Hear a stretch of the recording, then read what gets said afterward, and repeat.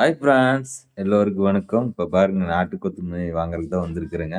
இங்கே ஒரு அம்மா இருக்காங்க. அங்கே தான் வாங்க வருவேன் தோட்டத்துக்கு. இங்க பாருங்க குழந்தைங்க பாருங்க எப்படி எழுதி வச்சிருக்குது.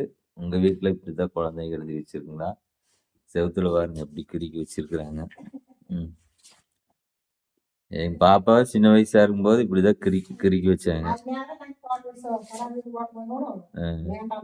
அதான் அதான். ஆமா. பேருக்கு சாப்பாடு போடுறாங்க பாருங்க. அதை தோட்டத்து வேலை செய்கிறாங்க. அவங்களுக்கு சாப்பாடு.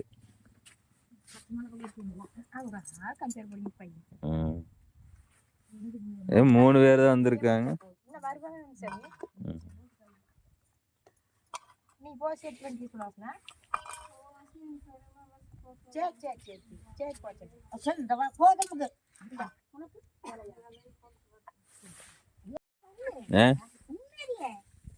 வேலை செய்யணும்ல. வயிறு நம்ம சாப்பிட்டீங்கன்னா தானே பாடுபட முடியும். ஃப்ரெண்ட்ஸ் இப்போ பாருங்க கிடாக்குட்டி ரொம்ப நாளாச்சு இந்த இடம் வந்து கொத்தமல்லி நாட்டு கொத்தமல்லி இங்கே தான் வருவேங்க. அம்மாக்கிட்ட வாங்குறதுக்கு வருவேங்க. அப்புறம் இப்போ கொஞ்ச நாளாக மல்லி போட முடியல. அதனால் வந்து நான் வரல சரியாக. ரொம்ப நாளுக்கு அப்புறம் கூப்பிட்டாங்க வர சொல்லி வந்தேன். கிராமம்னா கிராமம் தாங்க உண்மையில். பாருங்க கோழி சூப்பராக இருக்கு பாருங்க. சேவல் மாடு வேற எல்லாம் பார்க்குது. எனக்கு இது முட்டி போடுமே என்னமோ தெரியலைங்க.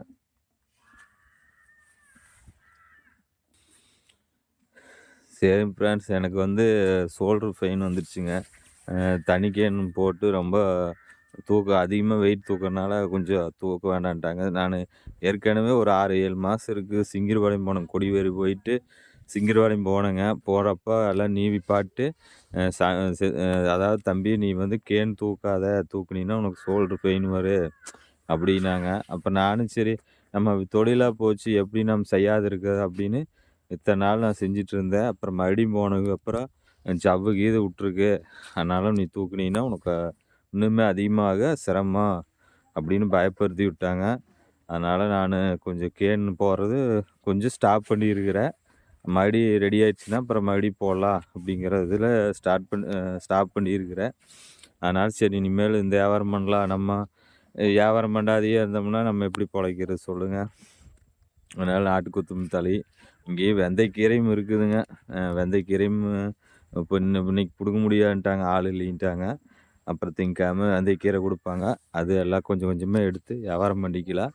நம்ம வியாபாரி அது ஒரு பச்சை மிளகா இருக்குனாங்க, பச்சை மிளகா எடுத்துக்கலாம், தேங்காய் எடுத்துக்கலாம். வியாபாரம் பண்ணுறேன்னா எல்லாமே எடுத்துக்கலாங்க. அதனால் நான் கொஞ்சம் வியாபாரத்தை நல்லா சூடு பிடிக்கணும்.